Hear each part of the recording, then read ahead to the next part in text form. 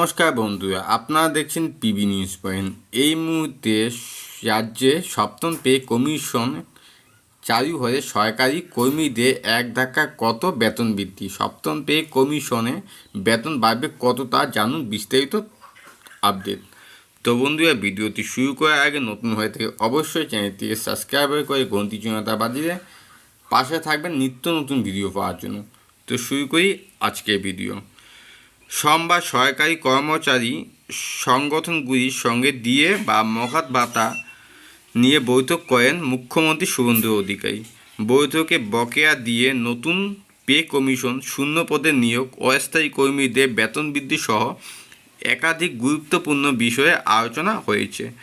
জানা গিয়েছে, সরকারি কর্মচারী সংগঠনগুলির সঙ্গে বৈঠকে মুখ্যমন্ত্রী শুভেন্দু অধিকারী সুপ্রিম কোর্টের নির্দেশ মেনে সরকারি কর্মচারীদের বকেয়া দিয়ে মেটানো হবে বলে জানিয়েছেন। বকেয়া 25% বকেয়া মেটানোর আশ্বাস দিয়েছেন তিনি। শুধু রাজ্যের সরকারি কর্মচারী নন, জ্ঞান ইন এড বা অনুদানপ্রাপ্ত প্রতিষ্ঠানের কর্মীরাও এই সুবিধার আওতায় আসবেন বলে সূত্রের খবর। ইতিমধ্যে এই নিয়ে কাজ শুরু করতে নির্দেশ দিয়েছেন মুখ্য সচিব ও অর্থ সচিব। অন্যদিকে জানুয়ারির মধ্যে সপ্তম পে কমিশন আগেই প্রতিশ্রুতি দিয়েছেন মুখ্যমন্ত্রী। সপ্তম পে কমিশন গঠনে ইতিমধ্যে অনুমোদন দিয়েছে রাজ্য মন্ত্রিসভা। এখন প্রশ্ন, নতুন বেতন কমিশন চালু হলে মাসে মাসে কত টাকা বেতন বাড়তে পারে? দেখুন কি বলছে হিসেব।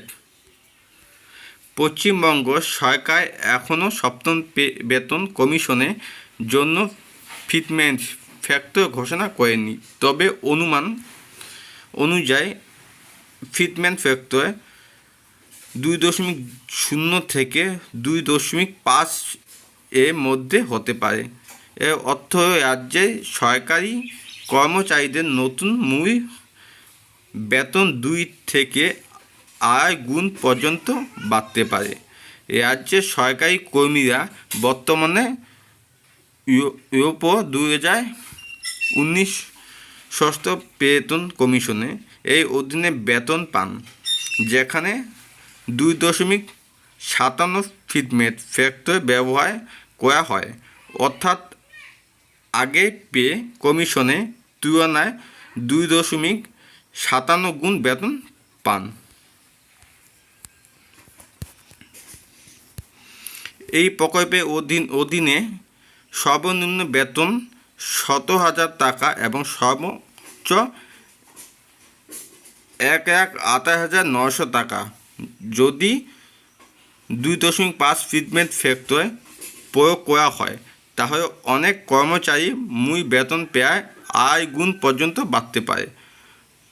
কোনো কর্মী বেসিক বেতন যদি 17,000 টাকা হয়, তাহলে 2.57 ফিটমেন্ট ফ্যাক্টর হিসেবে বেসিক হবে 42,500 টাকা বা হতে পারে তারও বেশি। সপ্তম পে কমিশন একগুচ্ছ স্তর নিয়ে বিস্তৃত। এক্ষেত্রে সপ্তম পে কমিশন চালু করে প্রতি স্তরে উল্লেখযোগ্যভাবে বাড়তে পারে বেতন।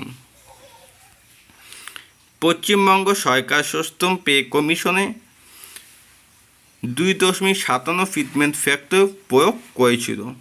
এখন সপ্তম বেতন কমিশনে প্রয়োগ করা ফ্যাক্টরের ভিত্তিতেই আগামী দিনে সরকারি কর্মচারীদের নতুন বেতন নির্ধারণ করা হবে।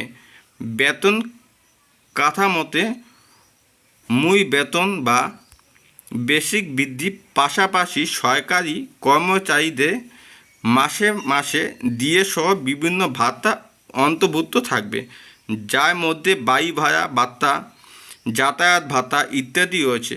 সেক্ষেত্রে ইনহ্যান্ড স্যালারি অনেকটাই বাড়বে।